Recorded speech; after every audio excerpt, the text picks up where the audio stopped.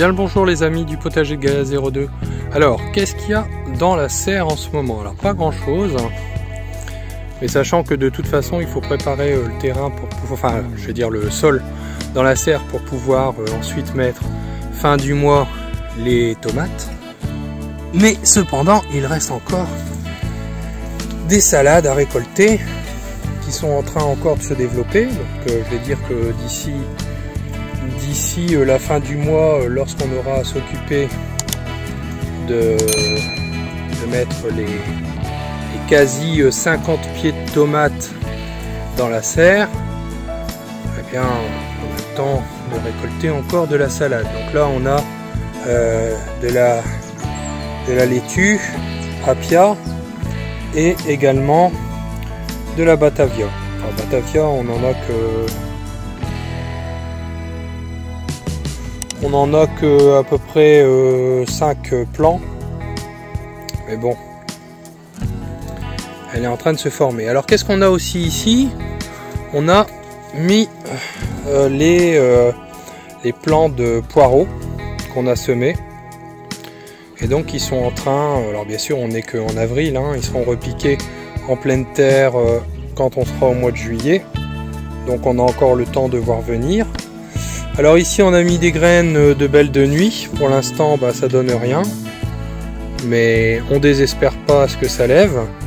Et ici on a les petits pois, hein, donc on a les petits pois qu'on a semés il n'y a pas si longtemps que ça, mais donc c'est des petits pois nains cash, mais à ce qu'on voit ça se développe bien.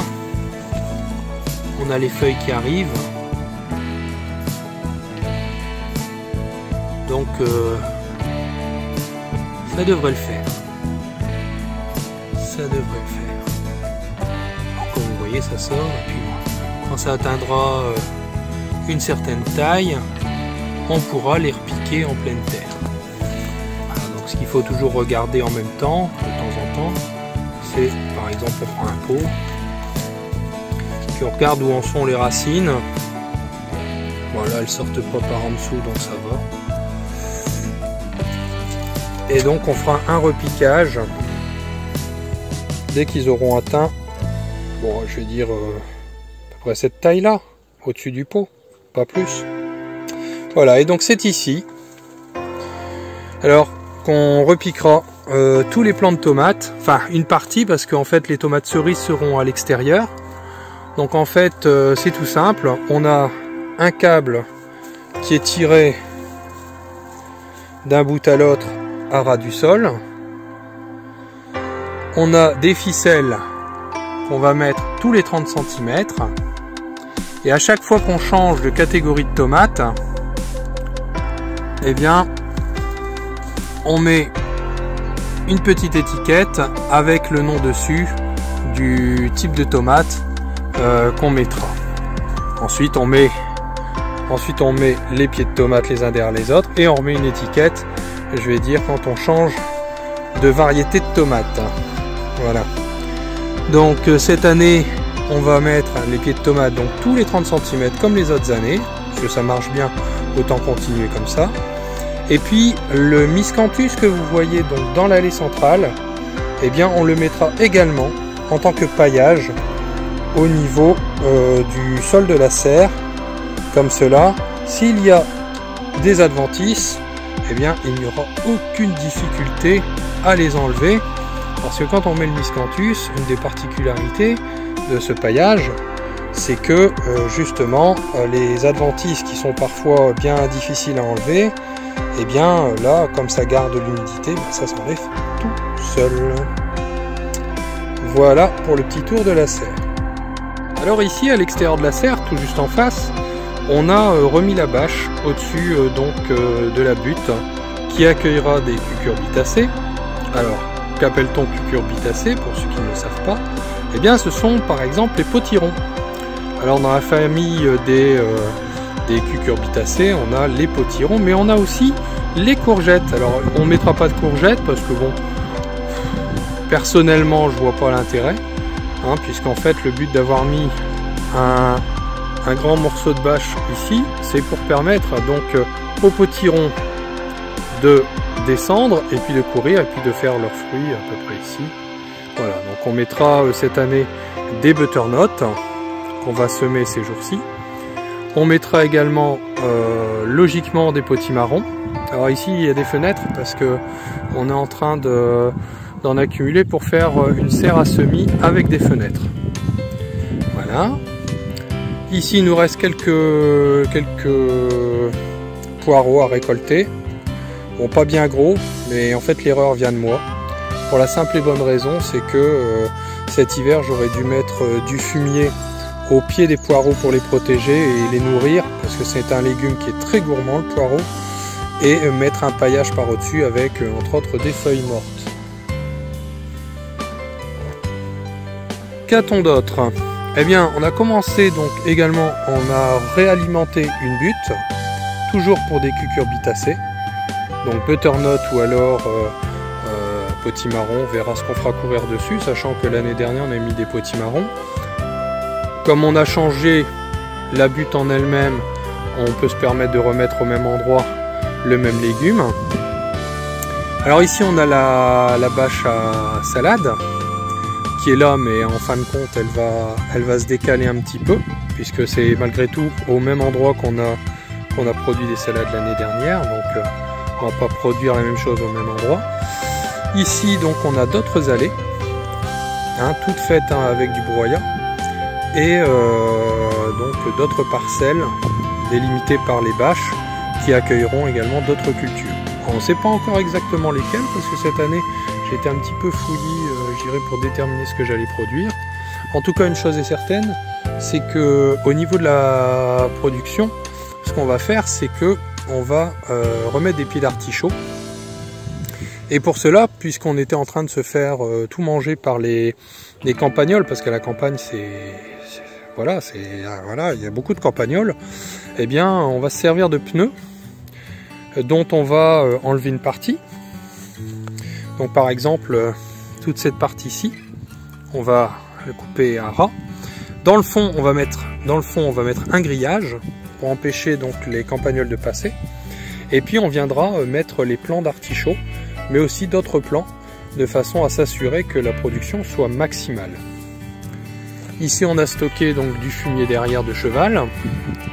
Mais une autre idée on est en train de cogiter, c'est donc pour pouvoir, on va continuer à laisser se décomposer en partie en le remuant ce fumier, et ne pas faire une butte à cet endroit-là.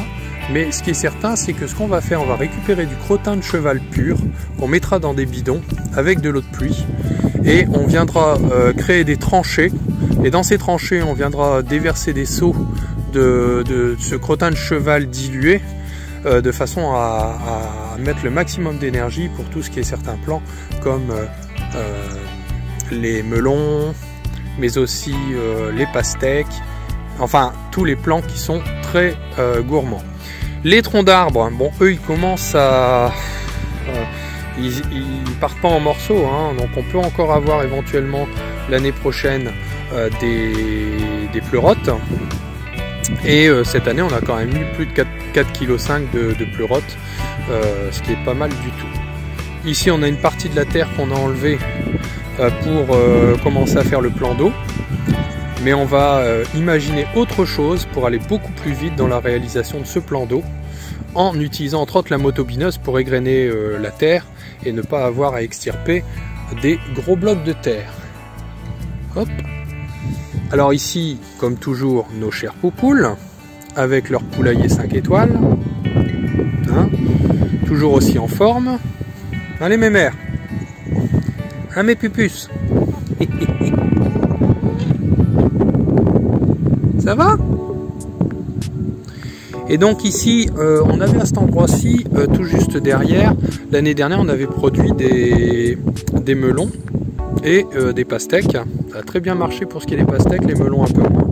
Donc cette année on a décidé de faire des melons un petit peu plus de région froide, on va dire, si on peut dire, puisque c'est des melons de Bretagne, les melons petits gris de Rennes. Ici on doit encore déterminer sur cet espace-ci ce qu'on va mettre. Donc le temps a été quand même pas terrible ces derniers jours, où on a eu des gelées et puis aussi beaucoup de pluie. Donc donc on verra un petit peu ce que ça donnera. On va retravailler le sol avec la motoponneuse.